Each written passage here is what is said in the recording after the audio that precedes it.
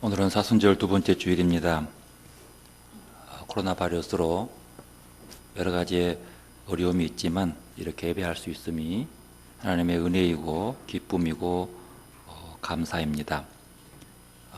혹자들은 이렇게 예배가 일시 중단되고 각각 인터넷을 통해서 보는 것이 어떤 세상에 지는 것처럼, 실패한 것처럼, 굴복하는 것처럼 이렇게 느끼는 분들이 있는 것도 같습니다.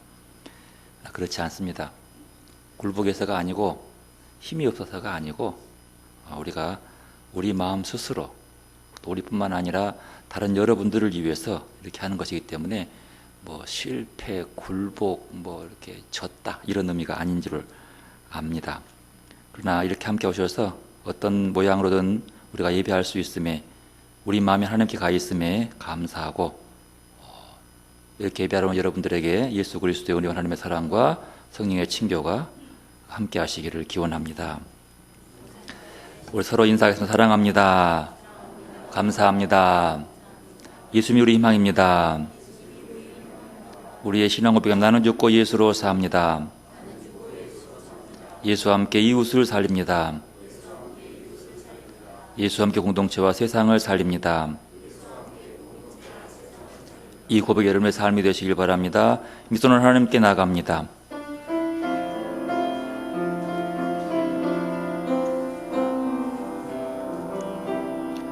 주께와 엎드려 경배드립니다. 주 계신 곳엔 기쁨 가득 무엇과도 누구와도 바꿀 수 없네. 예배드림이 기쁨됩니다. 주께와 엎드려 경배드립니다. 주 계신 곳엔 기쁨 가득 무엇과도 누구와도 바꿀 수 없네.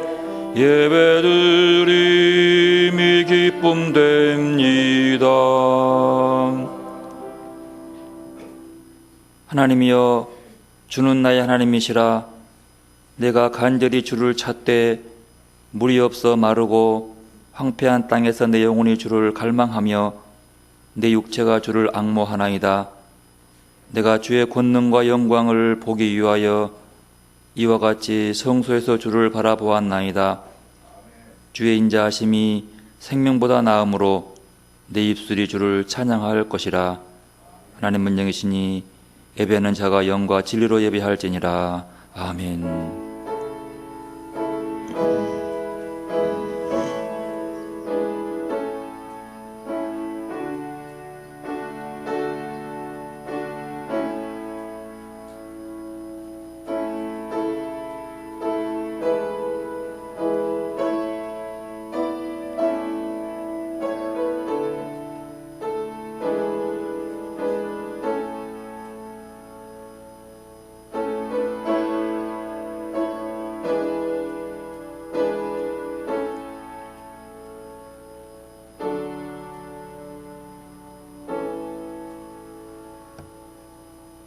사랑의 하나님, 우리를 위해 주님이 당하신 고난과 십자가를 묵상하는 사순절 두 번째 주일을 맞아 지금 이 자리에서 주님만 바라보며 십자가의 은혜를 새롭게 하도록 인도하시니 감사를 드립니다. 오늘도 저희들이 주님의 풍성한 사랑에 힘입어 이 예배의 자리로 나왔사오니 겸손한 마음으로 하나님을 찾는 이 백성들에게 구원의 은혜를 허락하여 주옵소서. 코로나19로 말미암아 우리의 심령에 가득한 근심과 걱정을 제하여 주시고 힘겹고 고통스러운 삶에서 묻어났던 눈물과 슬픔도 거두어 주옵소서. 사랑보다 정죄하고 심판하는 거친 세상에 살면서 강팍해졌던 저희들의 마음을 녹여주시고 부드럽고 따뜻한 마음으로 각자의 처한 자리에서 온 마음과 정성으로 예배를 드리오니 영광 받아 주옵소서. 기쁨 있는 공동체가 한자리에 모이지 않았지만 정한 시간에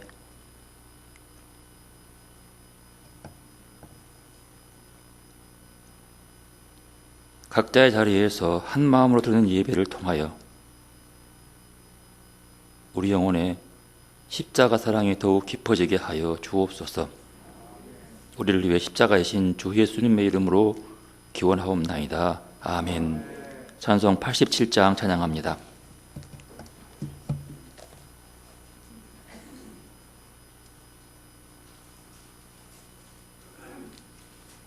(87장) 찬양합니다.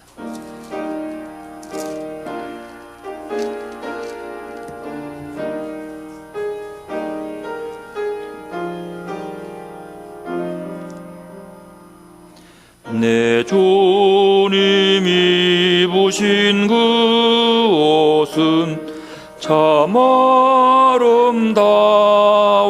아름다워라. 그 향기 내 맘에 사무쳐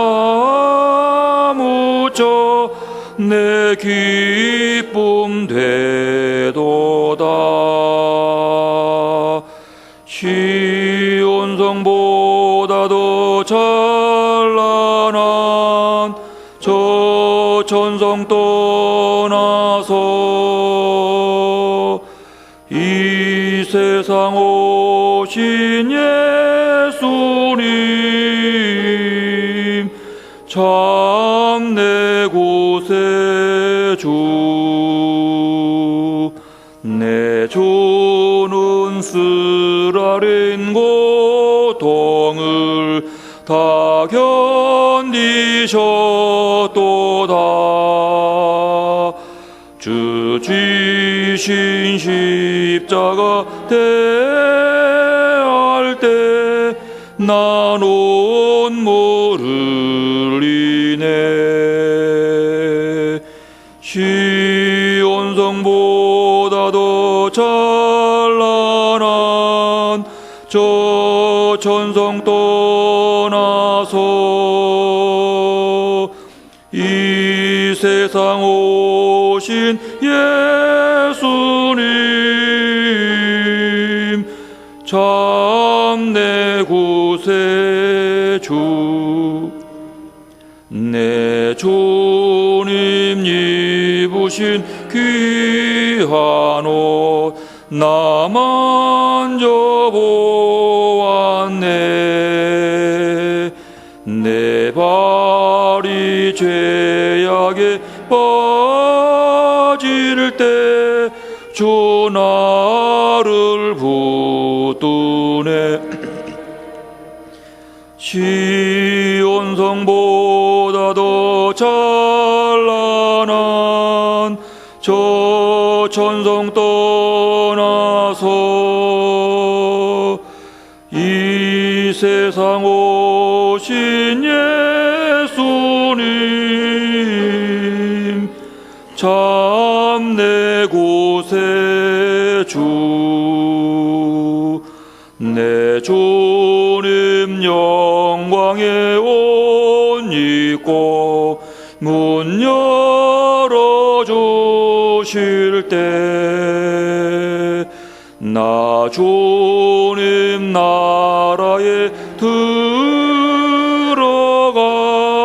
영원히 살겠네. 시온성보다도 찬란한 저 천성 떠나서 이 세상 오신 예수님 참 내 곳의 주.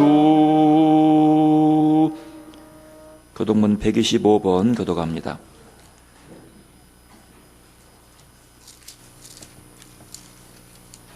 교독문 125번 사순절 두 번째 주일입니다.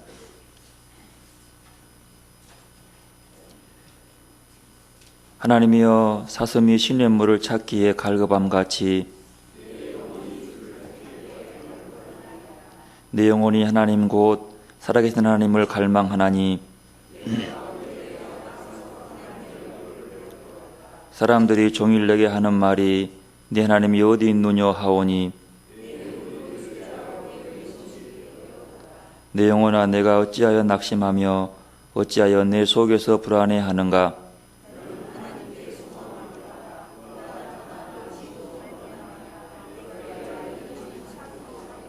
낮에는 여호와께서 그의 인자하심을 베푸시고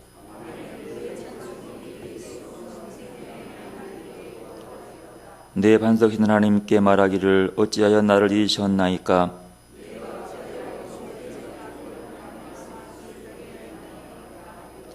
내 뼈를 찌르는 칼같이 내 대적이 나를 비방하여 늘 내게 말하기를 내 영혼아 내가 어찌하여 낙심하며 어찌하여 내 속에서 불안해하는가.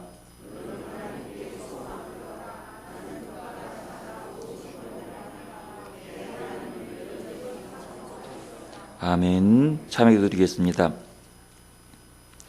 주님, 사순절 기간을 지내면서 우리 가운데서 주님의 깊은 뜻을 알려고 하기보다는 한숨 짓고 탄식하면서 불평하고 포기하려고 했음을 고백합니다. 온 세상이 코로나19로 서로를 정죄하고 배척하기보다는 침묵하신 하나님의 선하신 뜻이 무엇인지 알아가도록 해야 하는데 우리가 먼저 불만으로 가득한 모습을 보였습니다. 주님, 우리의 생각과 말과 행동도 하나님의 도우심이 없이는 언제나 실패할 수밖에 없다는 평범한 진리를 애써 외면하고 나의 능력을 믿었습니다. 당연히 사랑해야 할 것은 사랑하지 못하고 헛되고 무익한 나의 욕망에 집착하여 남을 짓밟으려 하였고 무시하며 상처를 주기도 하였습니다. 다른 사람을 존중하기보다는 내가 먼저 높아지려 하였고 내 욕심을 채우기 위해 남을 비난하며 판단하며 위선적인 모습을 보이며 살아온 저희들임을 고백합니다. 주님, 이런 죄들을 불쌍히 여기셔서 용서하여 주옵시며 이제는 주님과 나만 하는 것들을 침묵으로 고백합니다.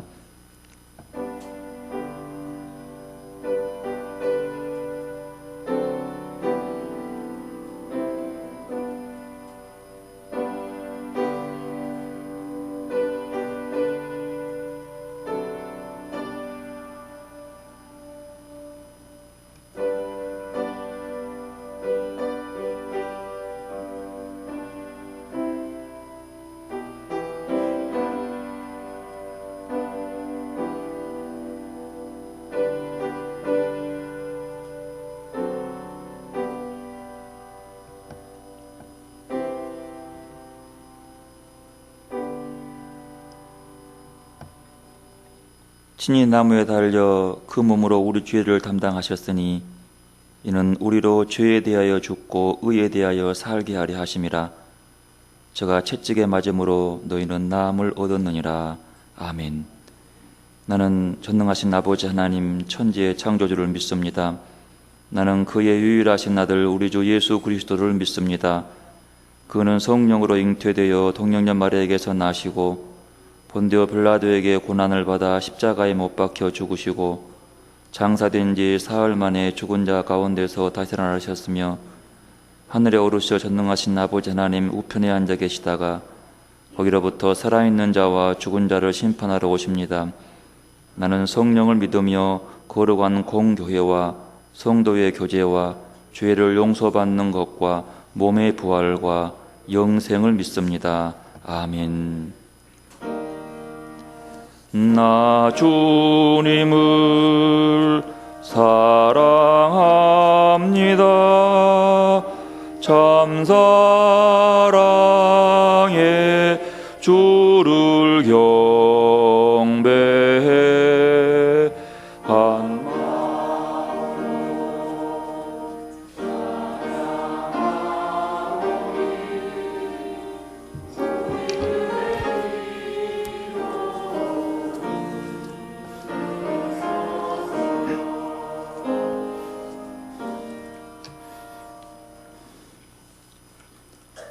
온 우주 만물을 소생케 하시는 하나님 아버지, 이번 주간은 사순절 둘째 주간입니다.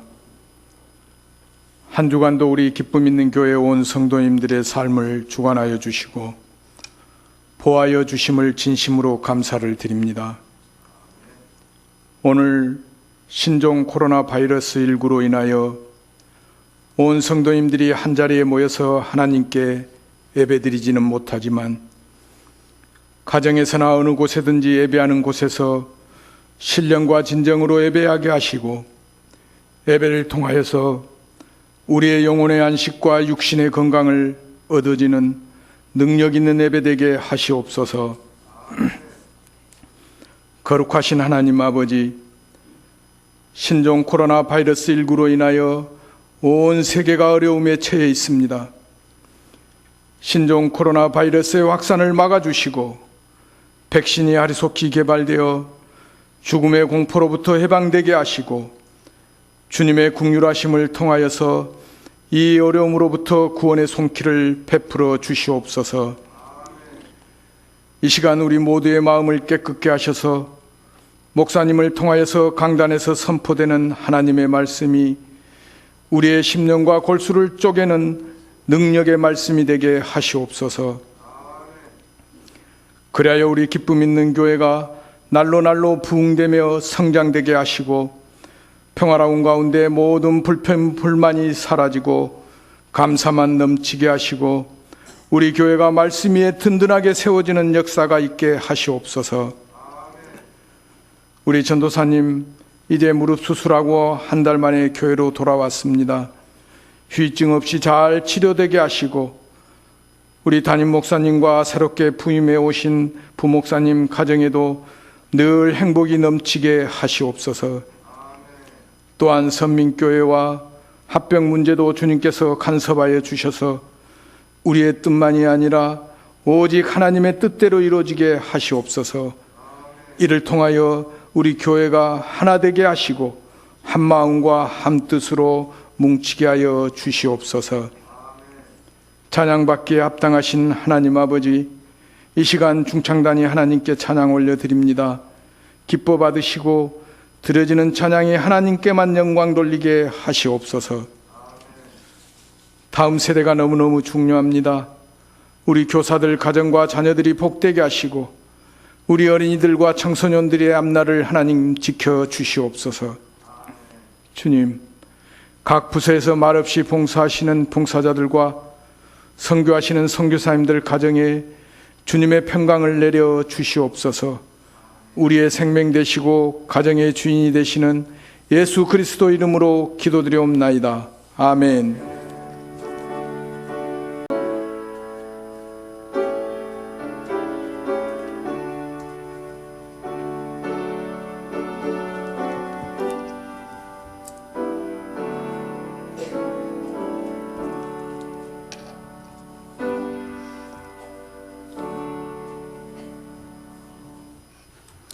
오늘 우리에게 주신 하나님 말씀은 창세기 12장 1절에서 4절 말씀과 요한복음 3장 1절에서 17절 말씀입니다. 먼저 창세기 12장 1절에서 4절 말씀부터 봉독하겠습니다. 구약 14쪽입니다. 여호와께서 아브라함에게 이르시되 너는 너희 고향과 친척과 아버지의 집을 떠나 내가 내게 보여줄 땅으로 가라. 내가 너로 큰 민족을 이루고 내게 복을 주어 내 이름을 창대하게 하리니 너는 복이 될지라. 너를 축복하는 자에게는 내가 복을 내리고 너를 저주하는 자에게는 내가 저주하리니 땅의 모든 족속이 너로 말미암아 복을 얻을 것이라 하신지라. 이에 아브라함이 여호와의 말씀을 따라갔고 롯도 그와 함께 갔으며 아브라함이 하란을 떠날 때에 75세였더라. 아멘. 요한복음 3장 1절부터 17절 신약 144쪽입니다. 그런데 바리새인 중에 니고데모라 하는 사람이 있으니 유대인의 지도자라. 그가 밤에 예수께 와서 이르되 라삐여, 우리가 당신은 하나님께로부터 오신 선생인 줄 아나이다. 하나님이 함께 하시지 아니하시면 당신이 행하시는 이 표적을 아무도 할 수 없음이니이다. 예수께서 대답하여 이르시되 진실로 진실로 내게 이르노니 사람이 거듭나지 아니하면 하나님의 나라를 볼 수 없느니라. 니고데모가 이르되 사람이 늙으면 어떻게 날 수 있사옵나이까? 두 번째 모태에 들어갔다가 날 수 있사옵나이까? 예수께서 대답하시되 진실로 진실로 내게 이르노니 사람이 물과 성령으로 나지 아니하면 하나님의 나라에 들어갈 수 없느니라. 육으로 난 것은 육이요 영으로 난 것은 영이니 내가 내게 거듭나야 하겠다 하는 말을 놀랍게 여기지 말라. 바람이 임으로 불매 내가 그 소리는 들어도 어디서 와서 어디로 가는지 알지 못하나니 성령으로 난 사람도 다 그러하니라. 니고데모가 대답하여 이르되 어찌 그러한 일이 있을 수 있나이까? 예수께서 그에게 대답하여 이르시되 너는 이스라엘의 선생으로서 이러한 것들을 알지 못하느냐? 진실로 진실로 내게 이르노니 우리는 아는 것을 말하고 본 것을 증언하노라. 그러나 너희가 우리의 증언을 받지 아니하는도다.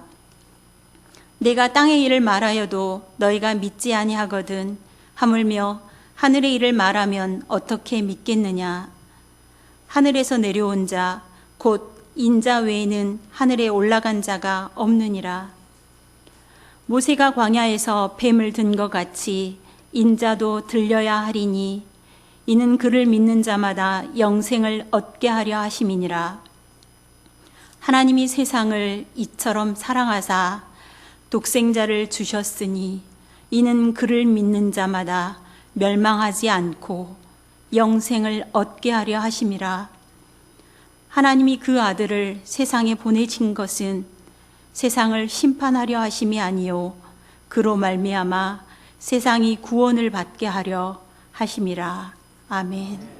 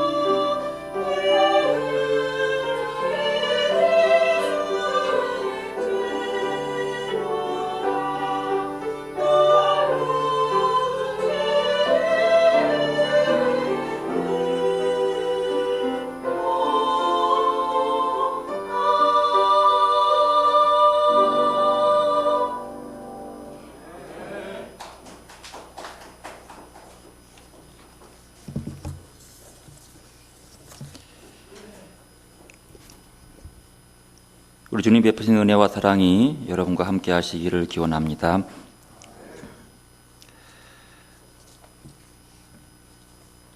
코로나19의 바이러스가 우리의 삶을 아주 새롭게 많이 합니다. 특별히 많은 분들이 이 사태를 두고 여러 가지로 교회를 위해서 또 나라를 위해서 기도하는 사람들의 기도문들이 많이 돌아옵니다. 그러면서 각자의 처한 자리 속에서 많은 기도문 중에서 마음을 울리게 하는 기도들이 참 많습니다. 판단하고 심판하고 정죄하는 기도들도 있고요. 또 다른 한편으로는 우리를 돌아보면서 분명히 우리가 교회가 돌아봐야 할 반성하는 기도들도 있습니다. 그 기도와 더불어서 저는 오늘 말씀 중에 16절, 17절, 특히 10절 말씀을 놓고 한참을 돌아보고 또 돌아보고 반성하고 기도하고 참회하기도 하였습니다. 오늘 제게 들어온 우리 기도 나눔에 있는 목사를 통해서 들려왔던 기도의 한 편, 그 중에 한 부분입니다. 제가 요약해서 먼저 읽어드리겠습니다. 주님, 코로나19로 인해 불과 한 달 새 우리의 생활 모든 것이 너무나 많이 바뀌었습니다. 요즘 상황을 보면서 우리가 얻을 수 있는 교훈이 분명히 있음을 보게 하시고 우리가 잘못 가고 있었던 길을 반성하며 다시금 주님 앞에 바르게 서는 기간이 되게 하여 주십시오. 그러고 기도가 시작됩니다. 주님, 우리는 지금 평범한 일상이 다시 오기를 간구합니다. 매일매일의 일상이 가장 큰 축복임을 이제라도 알게 하시니 감사드리며 그동안 주님이 주신 행복을 곁에 두고 행운을 찾아 헤맸던 죄를 용서하시며 무엇이 가장 소중한 축복인지 깨닫게 하여 주십시오. 한국 사람 입국을 제한하는 나라가 100여 개 나라가 되었습니다. 주님, 동남아와 중동 국가들 그리고 아프리카 나라들까지도 한국인을 무시하고 강제 격리시키고 있습니다. 이것은 그동안 한국인들이 철저하게 가난한 나라의 사람들을 무시해온 것에 대한 정확한 인과응보같이 느껴집니다. 앞으로 한국에 와 있는 외국인 노동자들을 더욱 인격적으로 대하게 하시고 소중히 여기게 하여 주십시오. 나그네와 고아를 사랑하고 대접하시라는 주님의 마음을 생활 속에서 실천하게 하여 주십시오. 주님, 마스크 없이는 하루도 살 수 없는 세상이 되고 말았습니다. 이는 그동안 너무 많이 무책임한 말을 내뱉었고 거짓 뉴스를 아무렇지도 않게 퍼날랐던 우리들에게 조금 더 침묵하며 살라는 주님의 명령 같습니다. 앞으로 조금 더 내 입을 막으며 적게 말하고 진실만을 전하기 위해 노력하게 하여 주십시오. 주님, 모이는 교회를 막으시는 것은 그동안 한국 교회가 세상 속에서 빛과 소금의 역할을 전혀 감당하지 못한 채 자기들끼리 모이는 일에만 힘쓴 것에 대한 벌처럼 느껴집니다. 우리의 믿음의 현장이 교회가 아닌 세상임을 알려주시는 주님의 교훈이 분명한 것 같습니다. 교회보다 교회 밖에서 더 빛나는 그리스도인이 되도록 우리가 모두 다시 노력하게 하여 주십시오. 교인이 5만이니 10만이니 하는 것이 모두 거품인 것을 알게 하신 주님, 하루아침에 예배당의 교인들이 없어질 수 있음을 깨닫게 하시니 감사합니다. 목사의 관심이 교인 수에만 있고 교회의 자랑이 그 크기에만 있었다면 이제 그 마음을 돌이켜 우리의 참된 자랑이 무엇인지를 생각하게 하여 주십시오. 나의 자랑이 천박한 교회 크기가 되지 않게 하시고 내 기도의 강구가 경쟁에서의 승리가 되지 않게 하여 주십시오. 오직 존귀한 그리스도 예수만이 우리의 자랑이 되게 하여 주십시오. 주님, 이 어려움이 다 지나고 난 후 이 땅의 교회들이 다시 새로워지며 주 안에서 하나의 교회로, 같은 교회로 함께 천국을 향해 나아가게 하여 주십시오. 주님이 가르쳐주신 기도와 같이 거룩한 공교회가 되게 하여 주십시오. 이렇게 텅 빈 예배당에서 하나님께 예배하며 그동안의 나의 잘못을 참회합니다. 주님, 교인들과 함께 마주하며 예배할 수 있는 날이 속히 오도록 주님 우리에게 긍휼을 베풀어 주십시오. 언제나 우리를 유래해 주시며 새롭게 하시는 예수님의 이름으로 기도드립니다. 아멘. 어떤 목회자가 쓴 기도문이라고 저에게 왔습니다. 이렇게 돌아보고 있으면서 오늘 요한복음 3장 10절 말씀은 이렇게 말씀합니다. 하나님이 그 아들을 세상에 보내신 것은 세상을 심판하려 하심이 아니요 그로 말미암아 세상이 구원을 받게 하려 하심이라. 세상이 구원을 받게 하려 하심이라. 이 말씀을 놓고 하나님의 아들이 이 땅에 온 것은 세상이 구원, 치료받게 하는 것이라고 하는 말씀 앞에 다시 한번 무릎을 꿇고 눈물로 회개하며 기도했습니다. 하나님의 아들 세상에 보내신 것은 세상을 심판하려 하심이 아니라는, 여기서 심판하다는 이 말은 앞에 각 줄을 이어가 보면 또는 정죄라고 나와 있습니다. 하나님의 아들을 이 땅에 보내는 것은 세상을 정죄하기 위한 것이 아니라는 겁니다. 코로나19 바이러스로 말미암아 얼마나 많은 사람들이, 아니 하나님의 아들들이 정죄하는지요. 바이러스보다 더 두렵고 더 놀라운 것은 교회가 너무 정죄한다는 거예요. 이 병이 누구 탓이고 무엇 때문이고 정권 때문이고 이단 때문이고 모두가 하나님의 자녀고 하나님의 아들이라고 하면서 어떤 교회가 특권만 누리려고 하고 그것을 가지고 지키려고만 하고 있지, 구원하기 위해서 나서는 자가 없고 말로만 정죄하고 심판하는 자들이 되었다는 사실에 언제부터 교회가 이렇게 되었는고, 스스로 하나님의 자녀라고 얘기하면서 분명히 하나님의 아들을, 하나님이 그 아들을 세상에 보내신 것은 세상을 심판하려 함이 아니라 구원하게 하기 위한 것인데,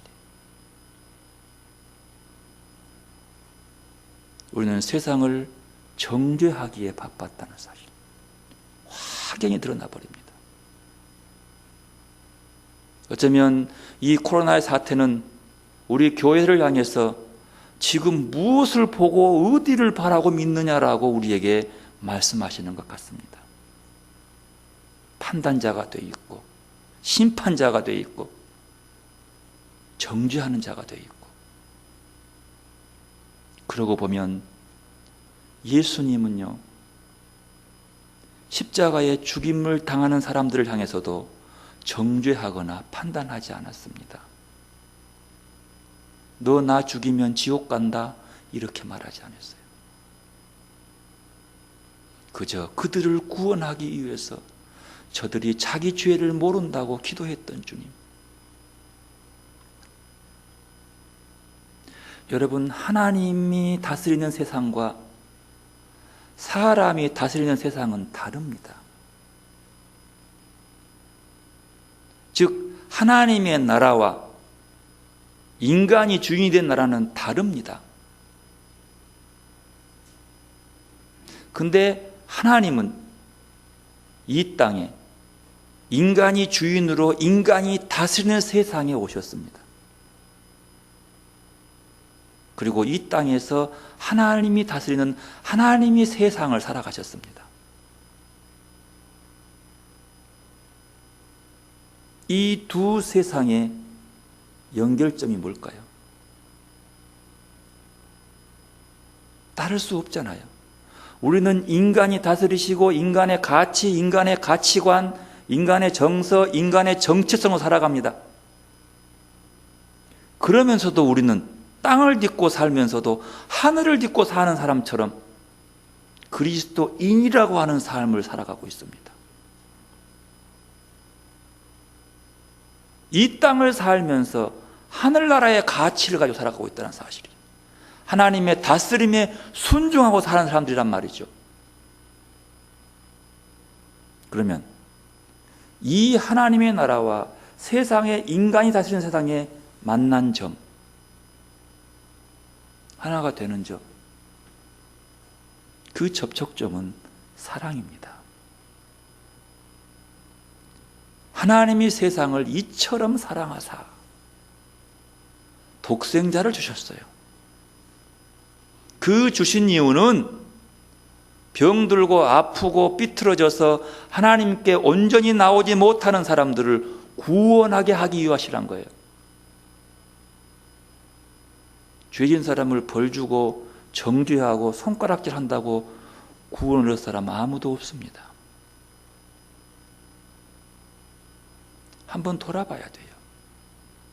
이 어렵고 힘들고 국가적인 재앙, 온 세계의 재앙으로 발이 묶이고 길이 막히는 이 상황 속에서 하나님의 아들과 딸들이 해야 할 일은 심판하는 것이 아니고 정죄하는 것이 아니고 세상을 구원하는 것입니다. 세상을 구원한다고 하는 일은 그 사람들을 다 교회로 와서 예수 믿게 한다는 말이 아닙니다. 그들의 아픔과 두려움을 치료한다는 것이요. 믿고 안 믿고는 그 사람에게 달려있는 것이고, 믿은 자들은 그 사람에게 똑같이 하나님이 나 같은 죄인에게도 정죄하거나 심판하지 아니하고 구원해 주신 것처럼 나아가서 치료하고 구원하기 위해서 나아가야 한다는 거죠. 그게 목적이에요. 하나님의 판단에 순종하는 것이 아니라 사람의 판단에 순종하며 하나님처럼 대우하는 이런 어리석은 사람.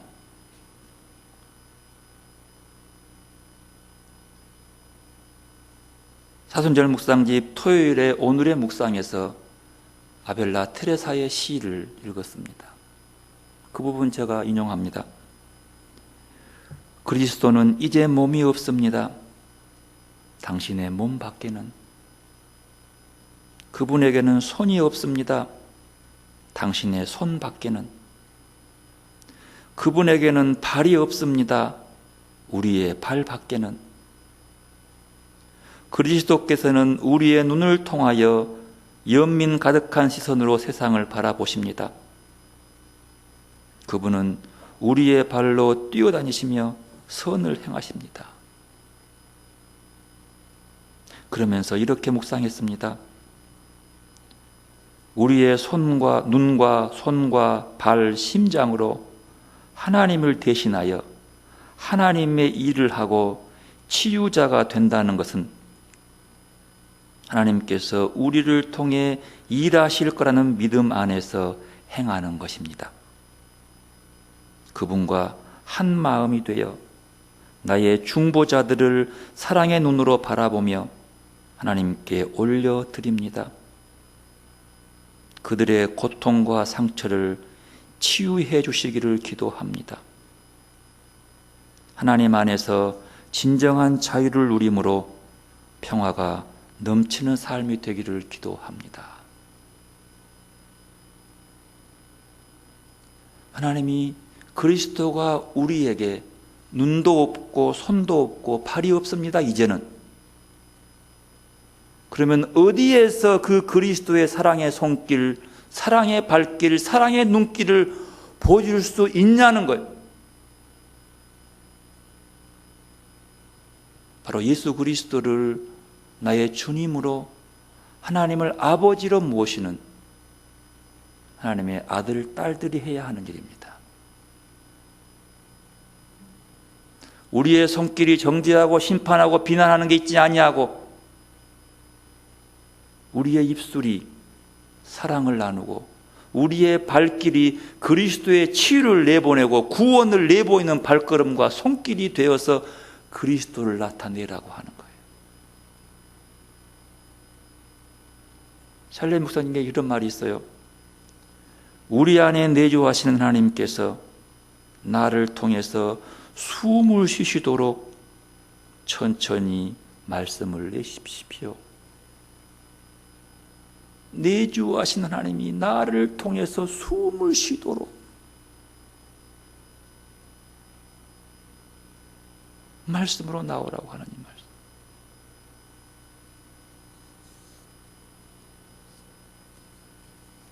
하나님의 음성을 듣고 그 길을 따라 나가며 우리에게 들려주시는 음성을 듣고 우리의 마음씀과 우리의 기도가 하나님의 원하는 것들이 될 수 있기를 바랍니다. 오늘 창세기의 말씀은 그 배경부터 살펴보아야 됩니다.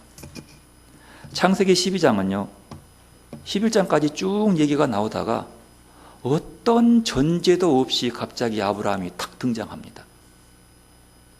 아브라함은요 하나님을 알지 못했습니다. 하나님의 이름도 몰랐습니다. 그런데요 하나님은 아브라함을 알고 계셨습니다. 아브라함은 하나님을 느낀 적이 없었어요. 그의 음성을 들어본 적도 없었습니다. 하지만 하나님은 아브라함에게 말씀을 하십니다. 갑자기 등장한 것이 12장이에요. 이 아브라함 상태를 살펴보면요 창세기 11장 31절 보면 데라가 그 아들 아브라함과 하란의 아들인 그의 손자 롯과 그의 며느리 아브라함의 아내 사레를 데리고 갈대아 우르를 떠나 가나안 땅으로 가고자 하더니 하란에 이르러 거기 거류하였으며. 갈대아 우르를 떠나는 것은 원래는 아브라함이 아니었습니다. 어떤 이유였는지 전혀 알지 못하지만 아브라함의 아버지 데라가 갈대아 우르를 떠났어요. 근데 그 이유는 가나안 땅으로 가겠다는 거죠. 왜 가나안 땅으로 가려고 했는지는 역사적인 것들을 찾아볼 수 있겠습니다만 성경에서는 아무 이유가 없어요. 근데 그 앞에 보면 데라의 족보가 쭉 나오면서 아브라함이 자식이 없다는 얘기도 함께 나오지만 어쨌든 등장은 갈대아 우르를 떠나는 것은 그 아버지 데라였습니다. 그런데 가나안으로 간다고 해놓고 갑자기 하란 땅에 머물렀어요. 그러면 참고로 갈대아 우르나 하란 땅은 굉장히 비옥하고 그때 시절에 아주 경제적으로 풍성한 아주 풍성한 도시였다고 합니다. 두 지역은. 그러니까 가나안에서 더 좋은 땅에 가고자 했다면 굳이 갈대아 우르에서 하란으로 갈 이유가 없었다는 거예요. 왜냐하면 두 곳 딱 그만큼 아주 번창한, 지금 같으면 서울 같은 그런 이렇게 경제력이 활발한 땅이었기 때문입니다. 근데 거기서 머물렀어요. 그리고 그곳에 살고 있다가 정착에 살고 있는데 데라가 죽은 거예요. 그 데라가 죽고 아브라함도 그곳에서 안정적으로 누리고 살았습니다. 근데 갑자기 하나님께서 나타나셔서 아브라함에게 말합니다. 1절에 보면 너는 너의 고향과 친척과 아버지 집을 떠나 내가 내게 보여줄 땅으로 가라. 데라는 가나안 땅으로 간다고 했는데 아브라함에게는 내가 네게 보여줄 땅으로 가라. 아브라함이 그 말을 듣고 이제 별 반응 없습니다. 그 길을 떠나려고 하는 그들 떠난다. 여기는 장소만의 떠남이 아닙니다.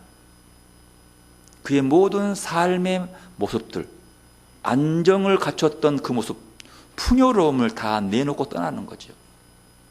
삶의 가치관도 내려놓고 새롭게 간다는 거예요. 그걸 떠남이라고 얘기합니다.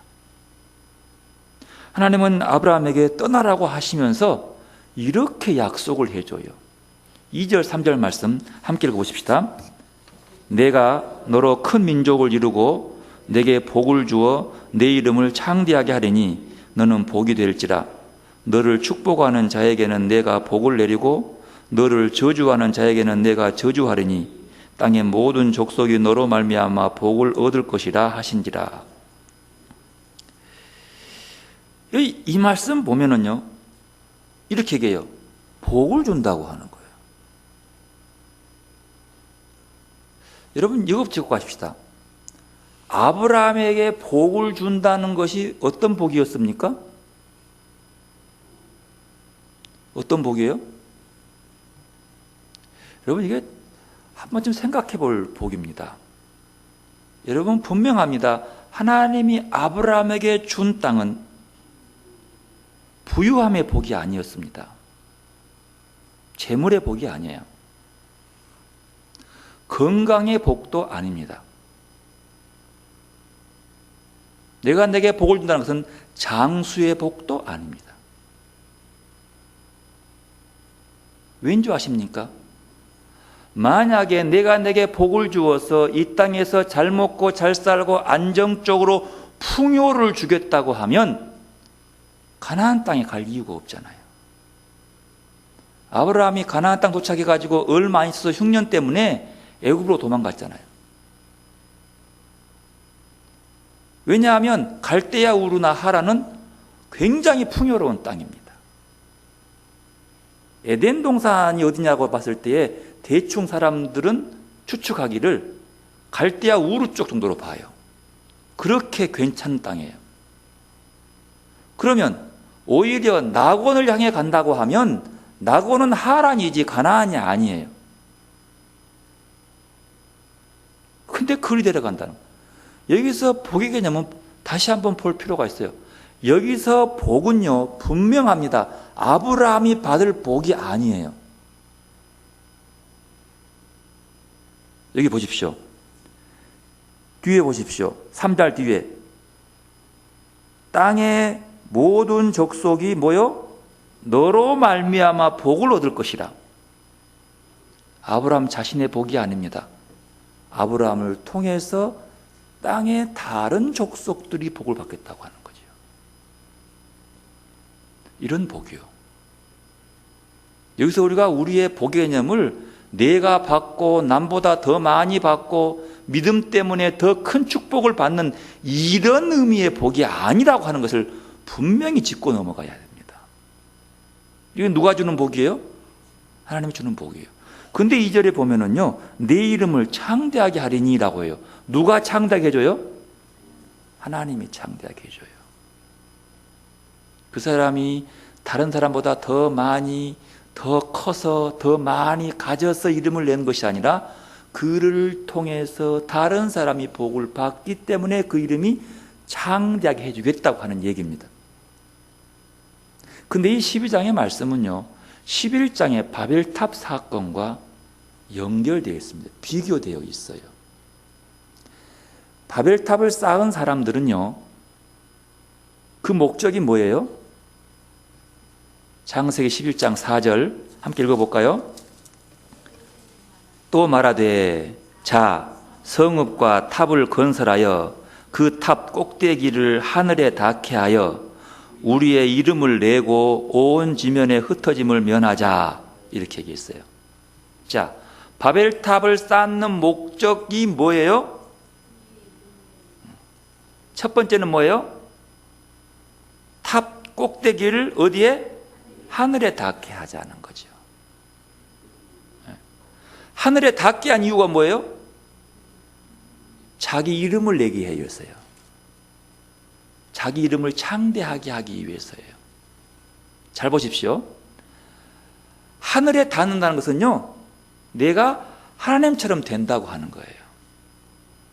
내가 탑을 쌓아서 하늘에 올라가겠다고 하는 거예요.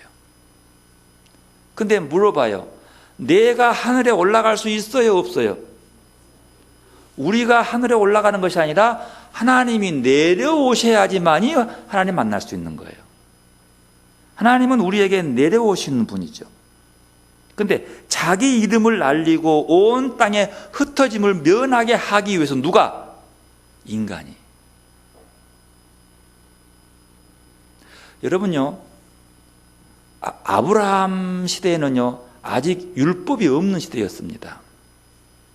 아브라함 시대의 모든 종교의 신앙들은요, 풍요와 다산이었어요. 어떤 신을 섬기고 믿든 간에 자기에게 풍요와 다산을 주는 것을 전제로 했습니다. 역시 아브라함도 자기가 섬기는 신들을 섬길 때에도 하나님 말고 풍요와 다산을 봤어요. 그러면 아브라함에게 새로운 하나님이 등장했는데 그 하나님이 말합니다. 내가 너에게 복을 주었다. 내 이름을 창대하겠다라고 했을 때의 그 복과 이름의 창대함은요, 그 당시 사람으로 보면, 원시 종교로 보면 풍요와 다산을 줘야 되는 거예요. 그런데 하나님은 그에게 복을 주겠다고 해놓고 풍요와 다산의 땅에서 가나안 땅으로 보내요. 가나안 좀 비슷하네. 가나안 땅 비슷하네요. 하여튼 가나안 땅은 정말로 척박하고 가난한 땅이에요. 힘든 땅이에요.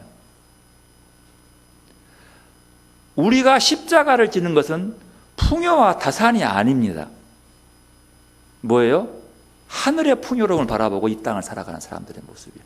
그래서 예수 믿는 사람들은 하나님의 이름으로 박해를 받고 고난받아도 찬송해요.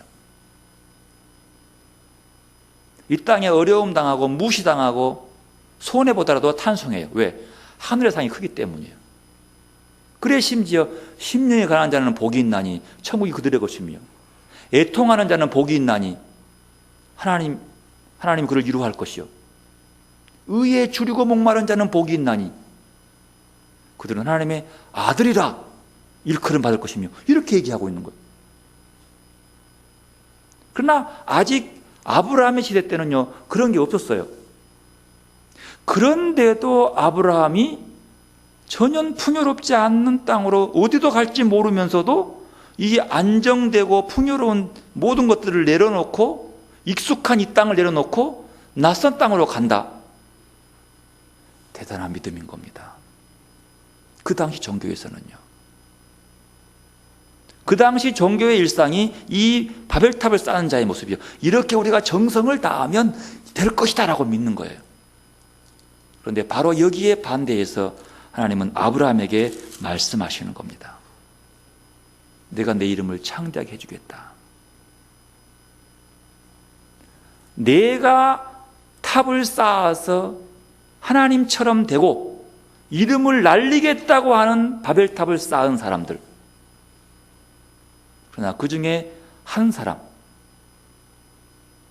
그들의 삶 속에서도 이름 있는 사람이 아브라함이었어요. 귀족 집안이었다고 볼 수 있거든요. 종교적 귀족이에요, 아브라함은. 근데 그는 그 모든 것들을 내려놓고 하나님이 보여줄 땅으로 갑니다. 미지의 땅으로 나아가요. 이게 믿음인 거예요.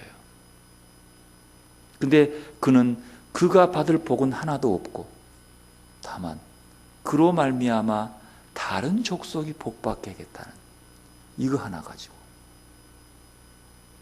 큰 변혁이지요. 그 모습이에요. 그리고 아브라함은 떠나가요. 보십시오. 4절 상반절. 이에 아브라함이 여호와의 말씀을 따라갔고, 여호와의 말씀대로 따라갔고. 여러분, 하나님의 말씀이 이 땅에서 우리에게 원시 종교처럼 풍요와 다산을 약속하지 않는다고 하더라도 하나님의 말씀을 따라가시기를 바랍니다. 그게 복입니다. 너는 복이 될지라. 내가 복받는 자보다도 복이 되는 성도들이 되시기를 바랍니다. 이게 믿음의 모습이에요. 오늘 본문에 나오는 요한복음에 나오는 니고데모도 마찬가지예요. 여러분, 니고데모는 어떤 사람이에요? 바리새인 중에 나와요. 여러분, 본문도 니고데모가 툭 튀어나와요, 갑자기요. 니고데모는 바리새인 중이에요.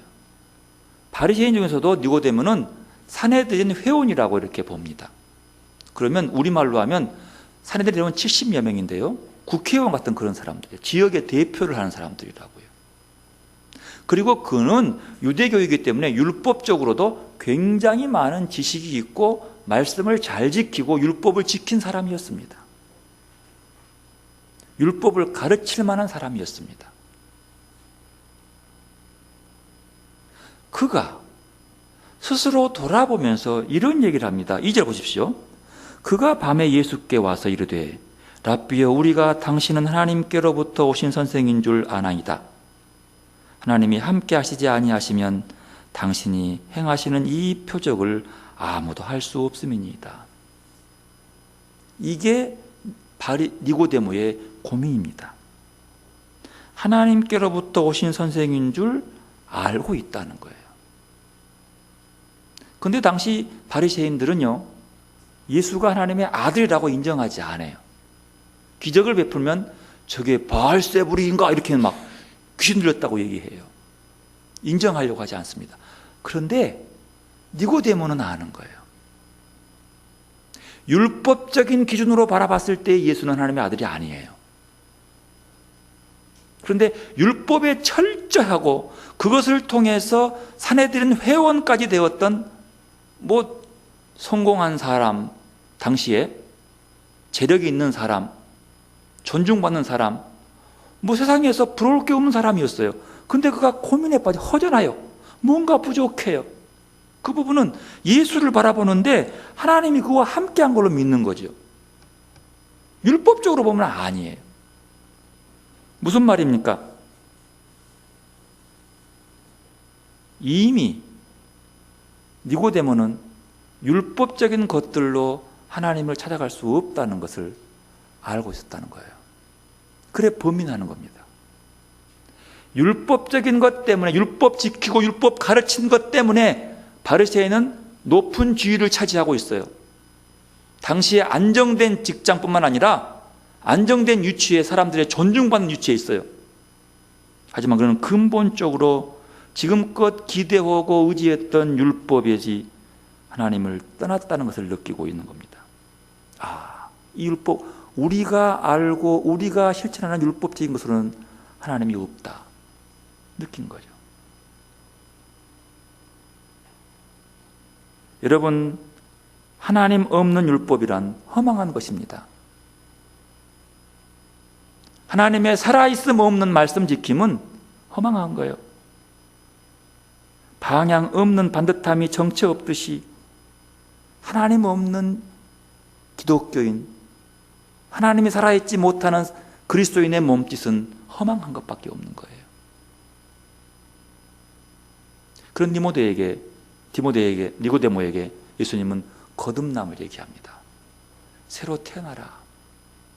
그 태어남은 뭐냐? 하나님이 세상을 이처럼 사랑한다는 사실을, 네가 율법의 아들이고 하나님의 아들이면 너도 그 아들처럼, 하나님의 아들처럼 하나님의 모습을, 아버지의 모습을 드러내는 사랑의 모습을 드러내야 한다는 겁니다. 니고데모의 기록은 요한복음 19장 39절에 나타납니다. 니고데모가 거듭났는지는 모르지만 기록이 있어요. 39절 보면 니고데모는요, 예수님이 십자가에 죽고 난 다음에 시체를 내려와서 모략과 향유 100리트라를 가지고 와서 그에 염하고 묻어줘요.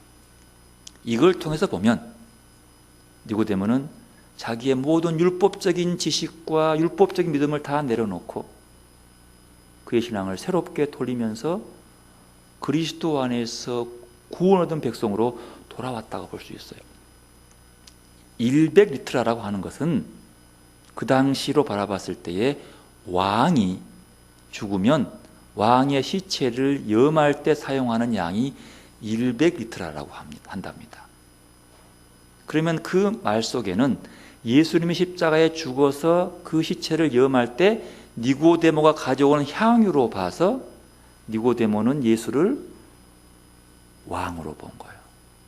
즉 말하면 이제는 진정으로 살아계신 하나님의 아들들을 다스렸던 그 하나님이 나를 다스리게 나의 왕으로 고백한다라고 해석할 수 있다는 거예요. 그러면 니고데모는 새로운 삶으로 거듭난 거죠. 지금까지 율법으로 얻었던 모든 명예, 성공, 지위 내려놓고 이제 주의 길을 따라간다라고 볼 수 있어요. 여러분, 우리의 신앙 속에서 원시 종교적인 신앙의 모습으로 신앙생활이 아니라 하나님의 말씀으로 인도하시는 대로 그 길을 따라 나가는 온전한 신앙인들이 되시기를 바랍니다. 이 사순절 기간 동안에 우리가 돌아봐야 할 신앙의 모습입니다. 아브라함이 고향과 친척과 아버지 집을 떠나서 하나님만 의지하며 산 것처럼 예수 그리스도로 말미암아 거듭난 사람은 그의 사고와 가치관과 비전과 삶에서 하나님의 관점을 받아들이며 그 관점으로 살아간다는 사실입니다. 예수님은 니고데모에게 말하신 대로 거듭난 사람은 하나님의 나라를 볼 수 있다고 말하고 성령을 의지하면서 사는 사람이라고 말씀하고 영으로 거듭난 사람, 영생을 믿고 사는 사람이라고 말씀하고 있습니다. 우리도 이런 거듭남의 사람들이 되시기를 바랍니다. 자기를 부인하고 자기의 삶의 자리의 가치관을 부인하고 자기 십자가를 짊어짐으로 우리는 이 고통에서 벗어나고 평안을 누릴 수 있습니다. 그동안 가지고 있는 관습과 습관과 사고와 가치관과 비전을 버리는 것이 결코 쉽지 않을 것입니다. 그러니까 십자가를 지고 주님의 길을 따라갈 수 있기를 바랍니다. 사순절을 지내면서 나를 버리고 나를 부인하는 주님의 고난에 동참하고 아브라함처럼 자기를 버리고 하나님의 약속을 믿는 믿음으로 따라가는 성도들이 되시기를 바랍니다.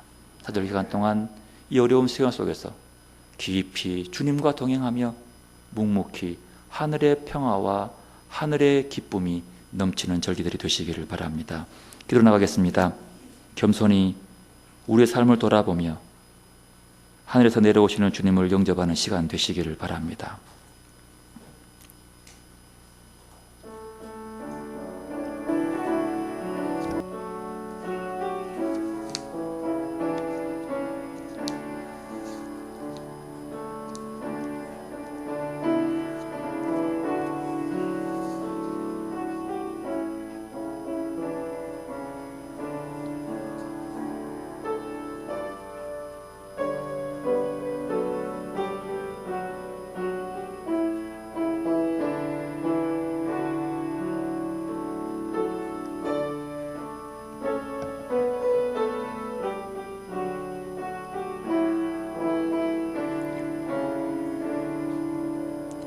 내가 고요히 주님을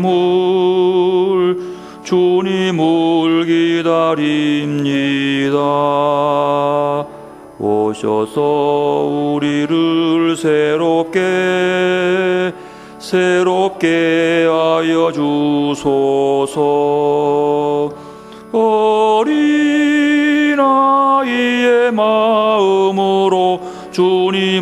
주님을 기다립니다. 어린아이의 마음으로 주님을 기다립니다. 내가 슬프고 고날 때 주님을 기다립니다. 오셔서 나로 굳세게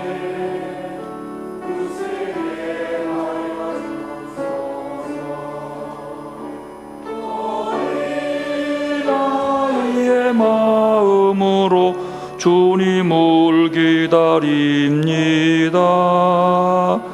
어린아이의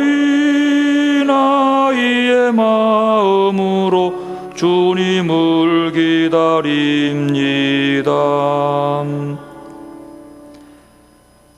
사순절의 기도 정감일라. 오늘은 가장 가난한 마음으로 나의 가장 낮은 모습으로 가장 진한 눈물로 주의 이름을 부르게 하소서. 오직 사랑한 죄 때문에 주님은 십자가에 달리셨고 죄 많은 저희는 죄 없다고 십자가는 무겁고 버거워 못 진다 합니다. 나의 죄, 너의 죄, 우리의 죄 때문에 주님께서 십자가에 달려 죽으셨사오니 오직 걸어가신 길 묵묵히 인내하며 따라갈 힘 주소서. 오직 사랑한 죄 때문에 죽음보다 더한 쓴 잔을 기꺼이 마시고 죽음을 이겨내시고 부활하신 예수님, 우리 또한 주님을 닮지 않고는 감히 그 누구도 사랑한다 말할 수 없사오니 오늘 또 주님을 닮아가는 가장 낮은 모습으로 주님이 마신 쓴 잔도 우리도 기꺼이 마시며 내 자신을 부인하고 나의 십자가를 겸손하게 지고 갈 믿음과 용기와 힘을 주옵소서.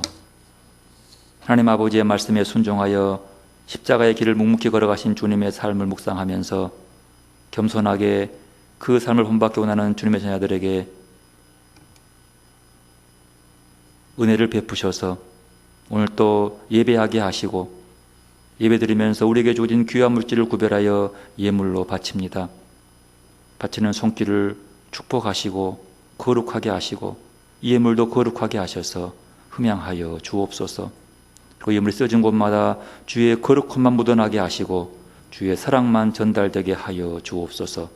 예수님의 이름으로 기도드리옵나이다. 아멘. 주송하겠습니다.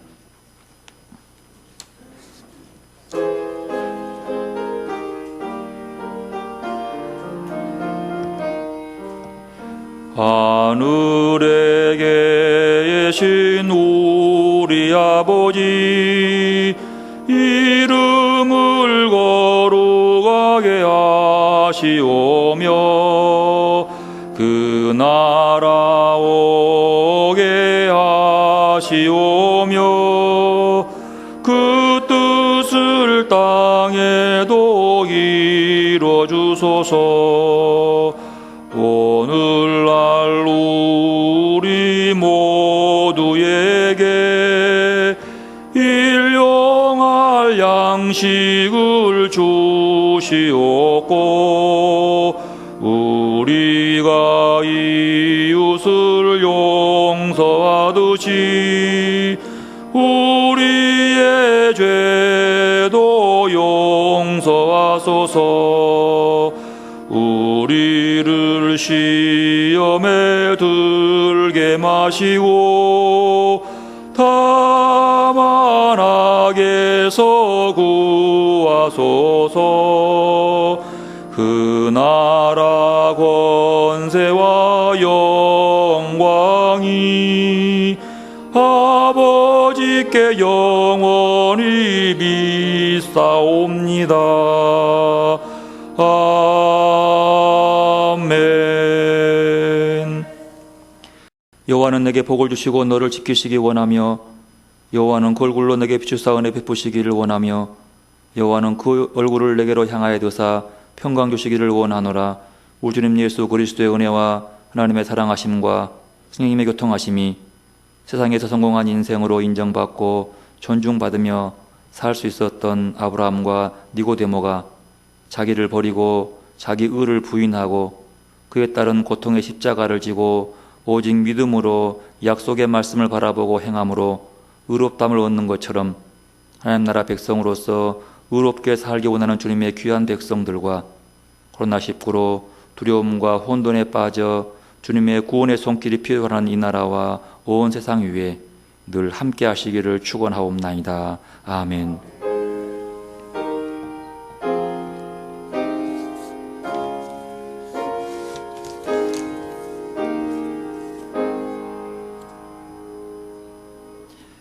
예수님이 우리 희망이다. 서로 인사하겠습니다.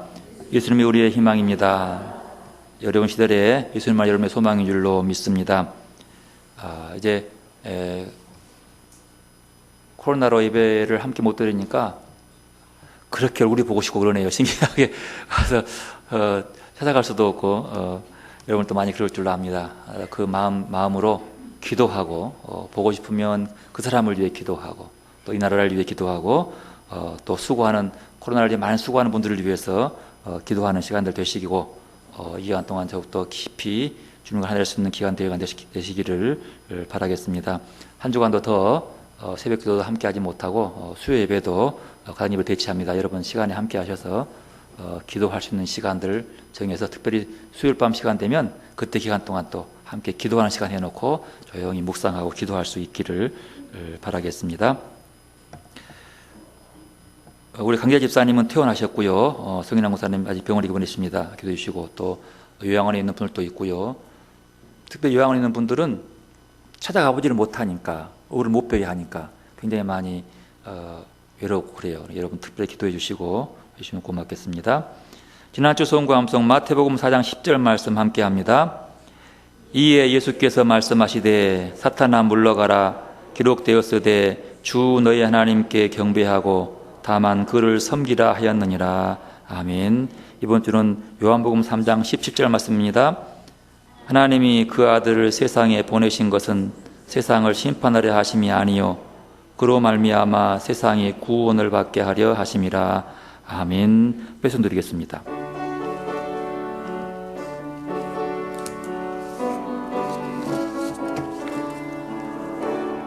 진실하게 진실하게 거룩하게 살게 하소서. 진실하게 진실하게 거룩하게 살게 하소서. 하나님 나의 마음 만져주소서.